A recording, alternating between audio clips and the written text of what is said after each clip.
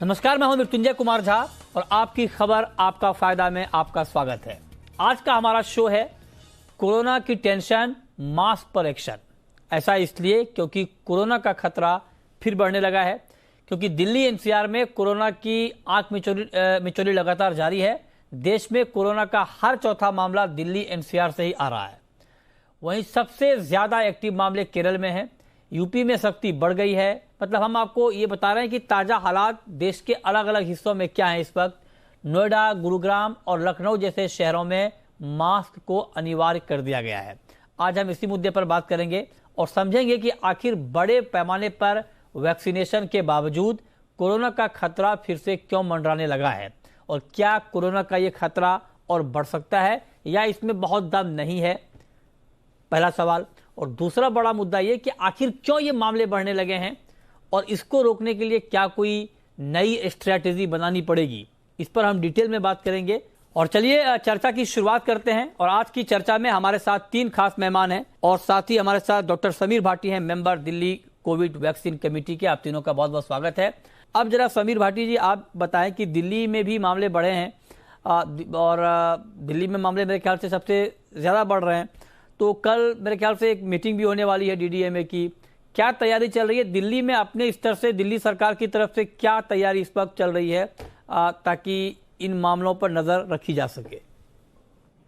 बिल्कुल बिल्कुल। देखिए, अगर हम नंबर्स की बात करें और केसेस बढ़ रहे हैं, मामले बढ़ रहे हैं, ये तो एक्सपेक्टेड था, क्योंकि जैसा हमने अभी मास्क मैंडेट हटाना शुरू किया, इसके बाद हमारे स्कूल्स ओपन हुए हैं, इसके बाद बहुत सारी चीजों में रिलैक्सेशन हुआ है। तो इस तरह के नंबर्स राइज होने को लेके बहुत ज्यादा ऐसी चिंता या पैनिक होने वाली बात नहीं है, क्योंकि हॉस्पिटलाइजेशन वगैरह नहीं बढ़ रहा। बाकी हमें री इन्फेक्शन जो था वो भी एक्सपेक्टेड था कि ऑलरेडी पेशेंट जिनको अभी जनवरी में इन्फेक्शन हुआ था वो भी आ रहे हैं री इन्फेक्शन के। इसके अलावा जो ऑलरेडी पहले इन्फेक्ट हो चुके थे डेल्टा में भी, वो भी, तो री इन्फेक्शन भी एक्सपेक्टेड था, ब्रेक थ्रू इन्फेक्शन भी एक्सपेक्टेड था, क्योंकि ये शुरू से बात की जा रही है और शुरू से कहा जा रहा है कि आपको जो वैक्सीन है वो संक्रमण से नहीं बचाएगी, वो आपको बीमारी से और हॉस्पिटलाइजेशन क्या चल रही है? सर, दिल्ली सरकार का अप्रोच क्या है इस वक्त?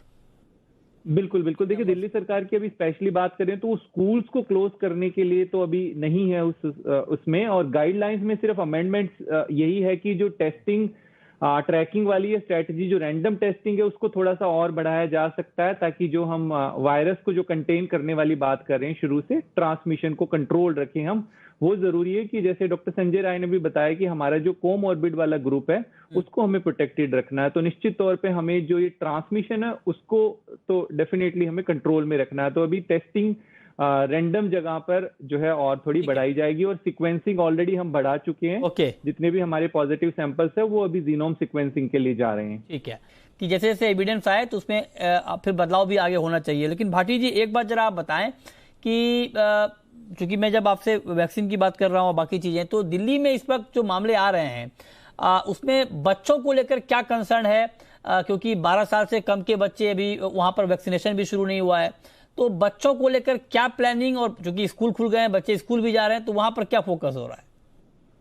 बिल्कुल बिल्कुल। देखिए, बच्चों में अगर वैक्सीनेशन की बात करें तो जो 15 से 18 साल का ग्रुप है, 17 साल का, उसमें तो काफी स्पीड से वैक्सीनेशन हुआ था और मैक्सिमम बच्चे उसमें वैक्सीनेटेड भी हो गए हैं। 12 से 14 वाला जो ग्रुप था, जिसके लिए जब वैक्सीन शुरू हुई तो उतनी स्पीड नहीं थी, पर वो भी अभी पिछले कुछ दिनों के अंदर वो भी स्पीड अप होना शुरू हो गया।